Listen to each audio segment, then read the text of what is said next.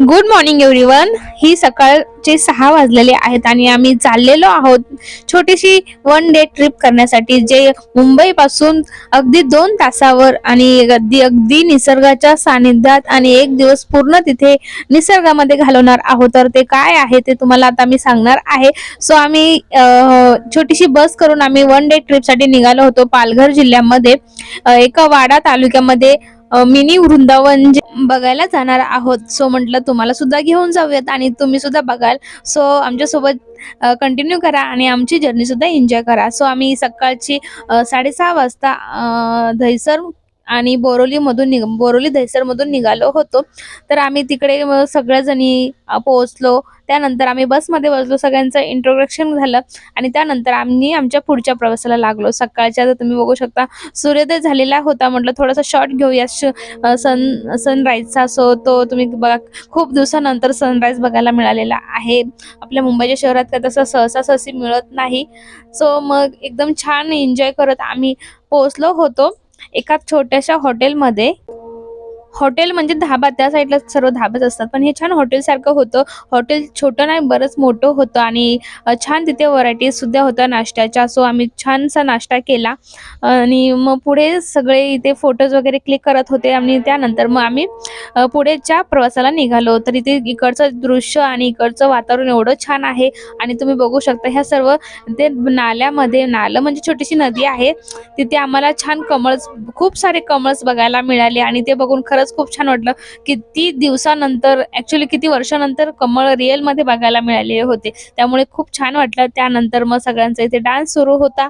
सगळे एन्जॉय करत सगळं एका दिवसामध्ये सर्व बाकीचं टेन्शन विसरून स्वतःसाठी आणि स्वतःचा दिवस एन्जॉय करण्यासाठी सगळ्या निघालेल्या होत्या. सो खूप छान एन्जॉय केला. डान्स वगैरे करत आम्ही लवकरच पोहोचलो होतो. म्हणजे तसेच आम्हाला 2 ते 3 तास लागले वाड्यामध्ये पोहोचायला. डान्स करत करत, एन्जॉय करत करत, गाणे म्हणत म्हणत आम्ही पोहोचलो वाड्यामध्ये.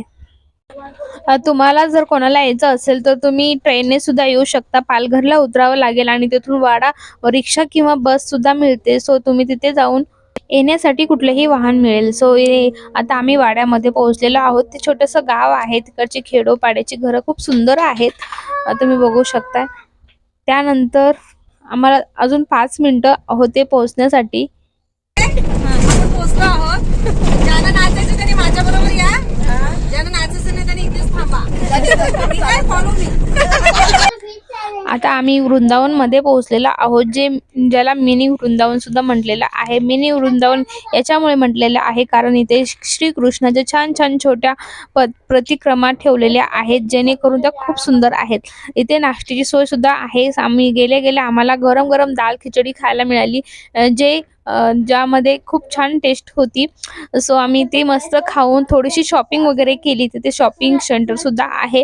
तर छान शॉपिंग करून मग आम्ही तिकडे सर्व बघण्यासाठी निघालो. तुम्ही बघू शकता नेचर एवढं सुंदर आहे. तुम्ही एका दिवसासाठी इथे सर्व ताण टेन्शन सगळं विसरून जाल आणि मुंबई पासून अगदी 2 तासावर आहे म्हटल्यावर तुम्ही इथे नक्कीच यायला पाहिजे, कारण की एका दिवसामध्ये इथे खूप छान वाटतं. निसर्गामध्ये राहण्याचा एक वेगळाच आनंद मिळतो. सो इथे नक्की ज्यांना कोणा यायचं आहे त्यांनी नक्की येऊ शकता. इथे खूप छान छान बटरफ्लाय सुद्धा होते. सो आम्ही तिकडे जाऊन त्यांना पकडलं सुद्धा आणि ते एवढे छान होते, जे हाताने सुद्धा पकडू देत होते. सो आम्ही थोडंसं पकडले त्यांना आणि फोटोज वगैरे काढले, छान छान व्हिडिओ सुद्धा बनवले आणि खूप बघू शकतो खूप सारे होते. मग ते आम्हाला बघून तिथून पळून गेले. तर इथे छान छान आम्ही व्हिडिओज काढले आणि खूप छान वाटत होतं. एवढं छान छान सकाळचं कोवळं ऊन अंगावर पडत होतं आणि आजूबाजूला मस्त गर्द अशी झाडी होती, त्यामुळे एक छान पॉझिटिव्ह वाइब्स क्रिएट झाली होती.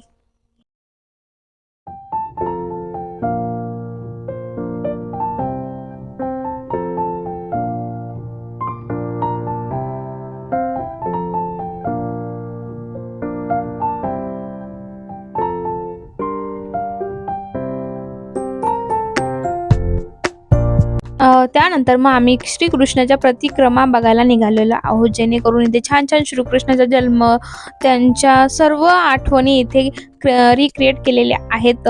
त्यामुळे खूप छान वाटतं आणि सर्व आठवणी ताज्या झाल्या.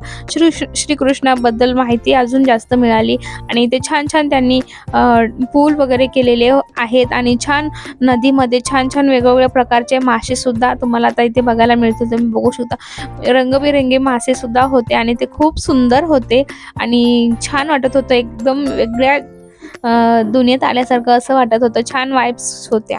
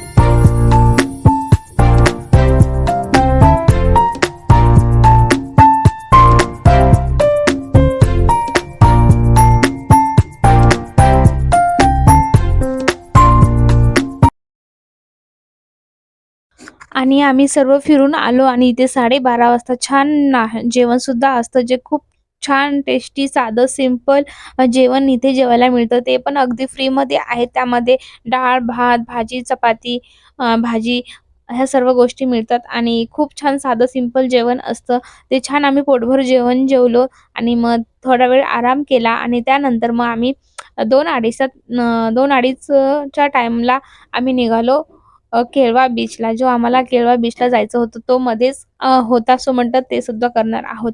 त्यानंतर आम्ही 4-5 वाजता केळवा बीचला आलो. त्यामुळे आम्हाला मस्त सनसेट सुद्धा बघायला मिळाला आणि तिथे सुद्धा खूप छान मस्ती केली, मज्जा केली, एन्जॉय केला. तर नक्की तुम्ही पुढे बघाच.